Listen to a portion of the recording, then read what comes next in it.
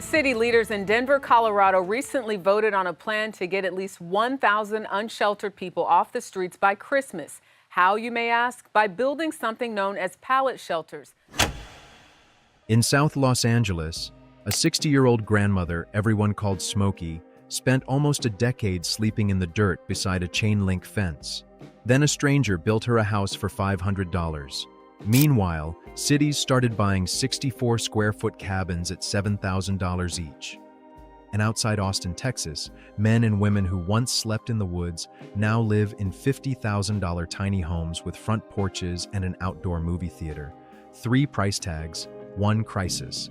But once you see daily life inside each one, you will understand why the cheapest option ended in heartbreak, and why the most expensive one might be the biggest bargain in America.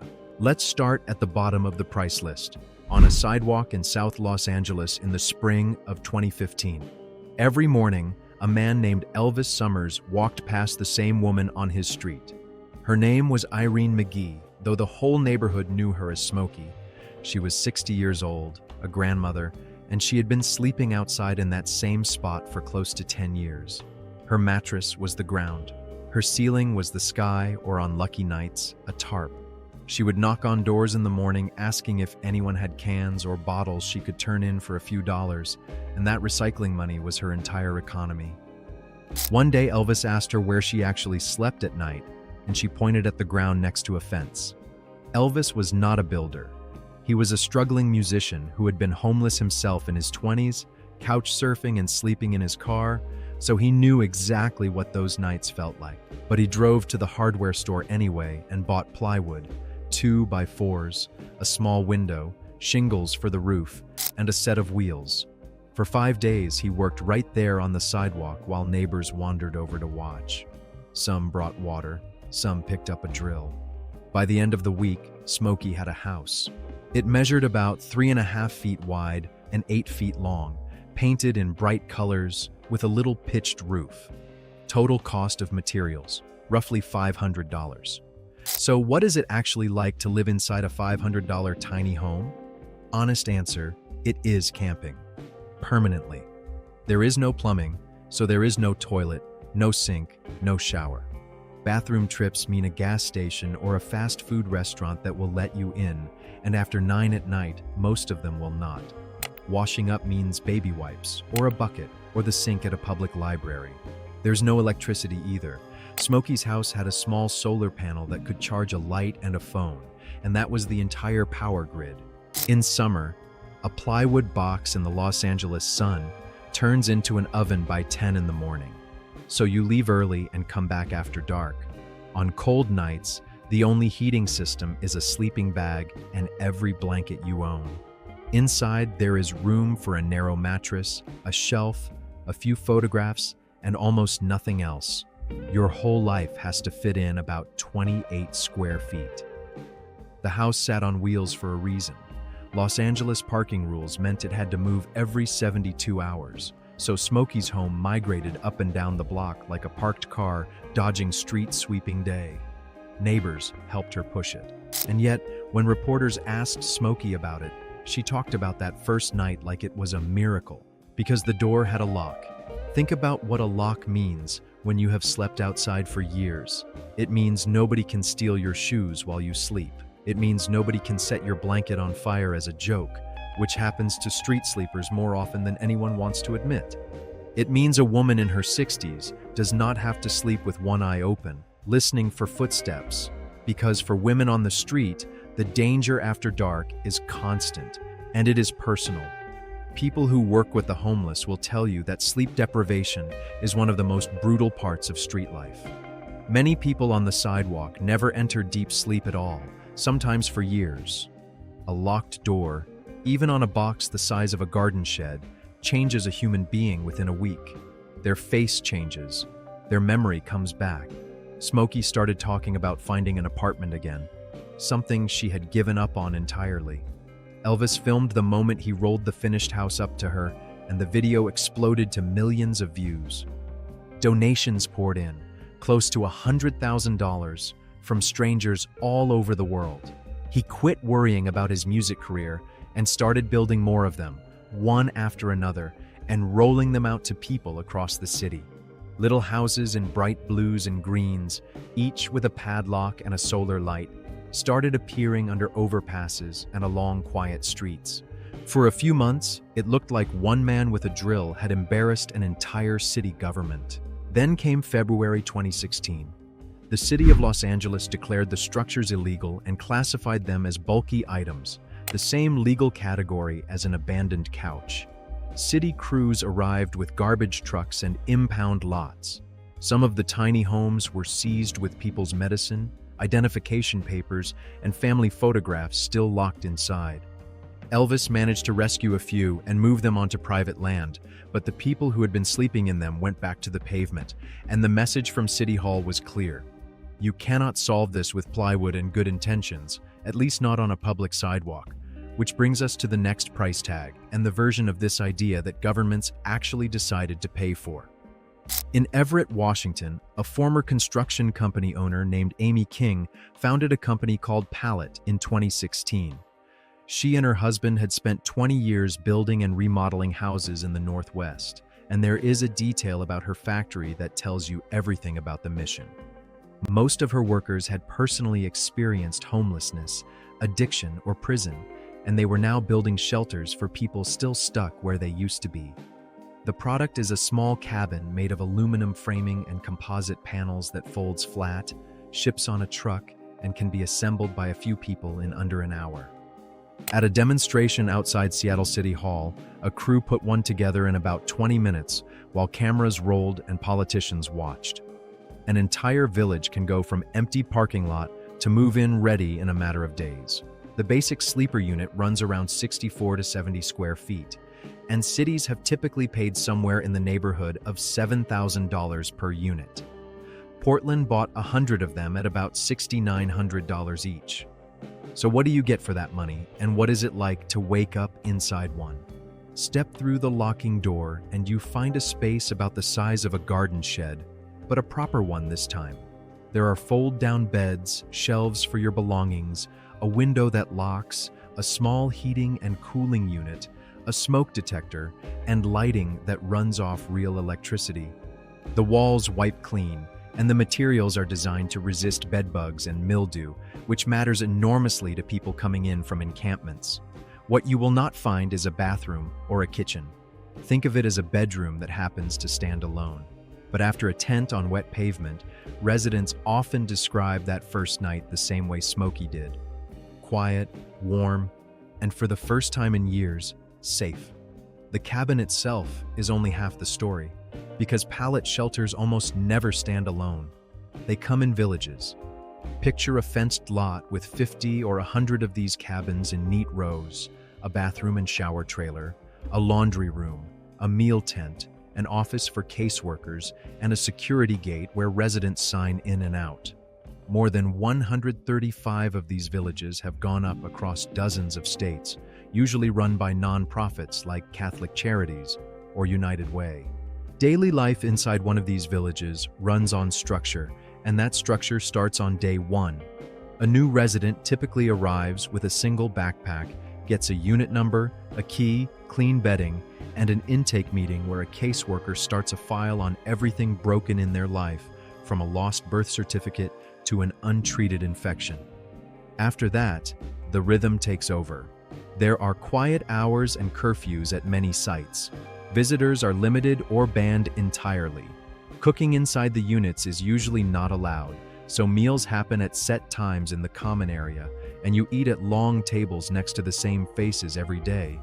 You share bathrooms and showers with dozens of neighbors, which means lines in the morning and a sign-up sheet for laundry.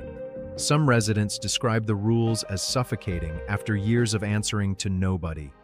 Others say the rules are exactly what pulled them out of chaos, because for the first time in years, somebody expected them to show up, stay sober, and sit down with a caseworker every week. One village manager put it simply, the cabin gets them through the door.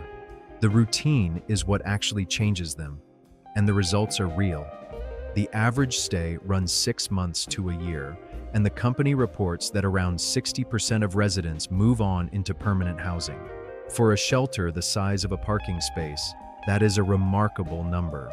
But there is a catch, and it is a big one. That $7,000 sticker price is a fantasy once government gets involved. When Los Angeles built its first tiny home village in North Hollywood, the final bill worked out to roughly $130,000 per 8x8 cabin once you counted the concrete pads, utility hookups, fencing, permits, and site work. Running the villages costs even more, with some cities paying around $91 per person per night. In Los Angeles, the monthly operating cost per resident climbed past the rent on an average apartment 10 times the size. The little cabin works. The math around it often does not. Before we step inside the $50,000 homes, I want to pause because I know who watches this channel. Many of you are mothers, wives, and grandmothers, and some of you are watching this while worrying about a son, a husband, or a grandson who served this country and came home to a harder fight. Others are one missed check away from this story yourselves. I put together a guide called The Veteran's Blueprint, and the link is in the description below. It walks through, step by step, the housing programs, the benefits most veterans never claim, and exactly who to call first. The practical details there is simply no room for in a video like this. It is free to look at, and if it helps one family at your Thanksgiving table, it did its job. Now let's look at what $50,000 buys. In Kansas City, Missouri, a group of combat veterans got tired of watching men and women they had served with die on the street. In 2018, they opened the first Veterans Community Project Village, a neighborhood of tiny homes built specifically for homeless veterans. To end veteran homelessness, not only in Kansas City, but nationwide. Each house is 240 square feet, and walking through the front door feels nothing like entering a shelter. There is a real bed with real linens, made up and waiting, a kitchenette with a stove, a refrigerator, and a stocked pantry, because the founders learned early that many veterans arrive hungry and far too proud to say so. A private bathroom with a hot shower and a door that closes. Heating and air conditioning. On move-in day, the house is fully furnished down to the towels, and veterans have broken down crying in the doorway because someone made the bed for them. Every detail of the layout was designed around post-traumatic stress. Each home has exactly one door and one window. The bed sits with its back to the wall, positioned so the veteran can see both the door and the window at all times, the same way he would position himself in a room overseas. That single design choice has helped men sleep through the night for the first time in decades. Residents pay zero rent. The only requirement is working the case management program, walking over to the village community center, and meeting regularly with staff to deal with whatever caused the homelessness in the first place, whether that is addiction, untreated trauma, or a mountain of paperwork standing between a veteran and the benefits he already earned years ago. The average resident stays about 11 months before moving into permanent housing of their own. The organization reports an 85% success rate, and since 2018, formerly homeless veterans have spent over 100,000 nights sleeping in those little houses instead of under bridges.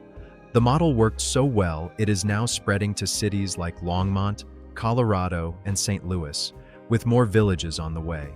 Then there is the most famous experiment of all, sitting on ranch land just outside Austin, Texas. It is called Community First Village, founded by a man named Alan Graham, who spent years driving food trucks out to homeless camps before raising $18 million in private donations to build something permanent. The village opened in 2015, and today, hundreds of formerly homeless residents live there, with hundreds more homes under construction, including homes printed layer by layer by a giant concrete printing machine. Life inside community. First looks like a small town from another era. The tiny homes have front porches, and people actually sit on them, drinking coffee and waving at whoever walks by. There is a community garden, a chicken coop, a market, an art studio, a blacksmith forge where residents make and sell ironwork to visitors, and an outdoor amphitheater that hosts movie nights under the Texas sky. Residents pay a modest monthly rent, a few $100s, and many of them earn it without ever leaving the property, working paid shifts in the gardens, the kitchen, or the workshops. A lot of the neighbors are in their 50s, 60s, and 70s. When a resident passes away, the whole village gathers for the memorial, and their name is remembered in a garden on the grounds. for people who spent decades being stepped over on sidewalks. Being mourned by name might matter more than the roof ever did. Graham has a line he repeats to anyone who will listen. Housing alone will never solve homelessness, but community will. After decades of working with people on the street, he argues that the single greatest cause of homelessness is a catastrophic loss of family, deeper than addiction and deeper than bad luck. And Community First is built around that idea. Nobody graduates and nobody gets discharged, because this is a permanent neighborhood with no exit date, and that is the entire point. So let's put the three price tags side by side and be honest about what each one buys. $500 buys tonight, a locked door, a dry blanket, and the first real sleep in years. It is an act of love, and in the short term, it absolutely saves lives. But it comes with no toilet, no heat, no legal right to exist on a public sidewalk, and no path that leads anywhere beyond surviving until morning. The city can take it away with a garbage truck. And in Los Angeles, that is exactly what happened. $5,000 or $7,000 buys a bridge. A warm, lockable cabin, shared bathrooms, hot meals, and a caseworker who knows your name and your file. Roughly 6 out of every 10 people who cross that bridge come out the other side into real housing, which makes it one of the more effective tools cities have ever tried. The cabin earned its keep. The problem shows up on the invoice, because when the true cost per unit quietly climbs from $7,000 to $130,000, taxpayers eventually stop saying yes, and the villages stop getting built. And $50,000 buys the thing the other two cannot. A front door that is legally yours, a bathroom, a kitchen, and most importantly, people. A porch with a neighbor on the next one over. A case manager, a garden, a movie night, a community that notices whether you came outside today. The success rates tell the story better than any argument could. The villages built around belonging keep people housed at rates the cheaper options never touch. Run the math on a veteran who stays housed for good versus a man cycling through emergency rooms, jails, and shelters for a decade, and the $50,000 house starts looking like the cheapest option on this entire list. There is one more number worth sitting with, especially for this audience. Adults over 50 are now one of the fastest growing groups of homeless Americans. These are people who worked for decades and got wiped out by a rent increase, a medical bill, or the death of a spouse. Smokey was 60. Many of the neighbors sitting on porches in Austin are older than that. This is not a story about strangers. For a lot of families, it is one bad year away from being a story about someone at the Thanksgiving table. So after looking inside all three, the lesson turns out to be strangely simple. The walls were never really the product. Safety is the product at $500. Structure is the product at $5,000. But at $50,000, the product is finally the thing people were missing all along, a place where somebody knows your name and notices when you are gone.